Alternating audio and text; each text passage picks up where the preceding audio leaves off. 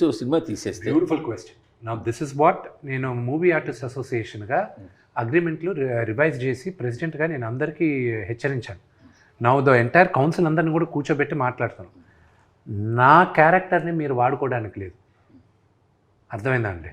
దాంట్లో 2 విధాలు ఉన్నాయి. మొన్న అందుకే హాలీవుడ్ అంతా స్ట్రైక్ అయింది ఒక 2 years బ్యాక్. ఈరోజు ప్రభాస్ వచ్చాడు, యాక్ట్ చేసి వెళ్ళిపోయాడు. నేను రేపు సినిమా తీస్తున్నాను, క్రానికల్స్ ఆఫ్ కన్నప్ప అని.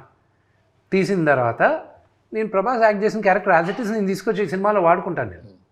నేను ఆయన క్యారెక్టర్ వేసేస్తాను అంటే రేపు ప్రభాస్ వచ్చి నేను క్వశ్చన్ చేశాను, how can you use that's నువ్వు నన్ను కదా వాడుతున్నావు అంటే నేనేమంటాను, నిన్ను వాడట్లా నా రుద్ర క్యారెక్టర్ను వాడుతున్నాను అంటాను. Who holds IP? మొన్న ఆల్రెడీ కోర్టు జడ్జిమెంట్ ఒకటి వచ్చింది, చూశారు లేదు? ఒక సింగర్ ఆర్ ఇది వేస్తే వాళ్ళు వేసి కోర్టు ఏమని అడిగింది, నీ గొంతు పోలిన గొంతు ఇట్స్ నాట్ యువర్ వాయిస్ అంది. ఇప్పుడు మన రికార్డింగ్ డ్యాన్స్లు చూస్తున్నాం విలేజ్ల్లో, ఎంతోమంది చక్రవర్తి రికార్డింగ్ డ్యాన్స్ మీకు తెలిసి ఉంటుంది, బోల్డ్ రికార్డింగ్ డ్యాన్స్, ఆర్కెస్ట్రా ఇవన్నీ. సో వాళ్ళు అలా కాస్త పోజ్ ఉన్న వాళ్ళని తీసుకొచ్చి లైటింగ్ పెట్టి మేకప్ చేసేస్తున్నారు. సో వాళ్ళని మీరేం కేసు వేయలేరు కదా. ఎస్, నౌ దట్స్ వై మీరు అన్న పాయింట్ కరెక్టే. You know they are impersonating, కానీ they are not saying impersonation వేరే, మిమిక్రీ వేరే. They are not ఇంపర్సనేటింగ్.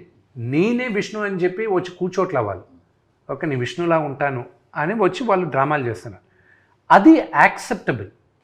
Imitating is acceptable, impersonation is wrong.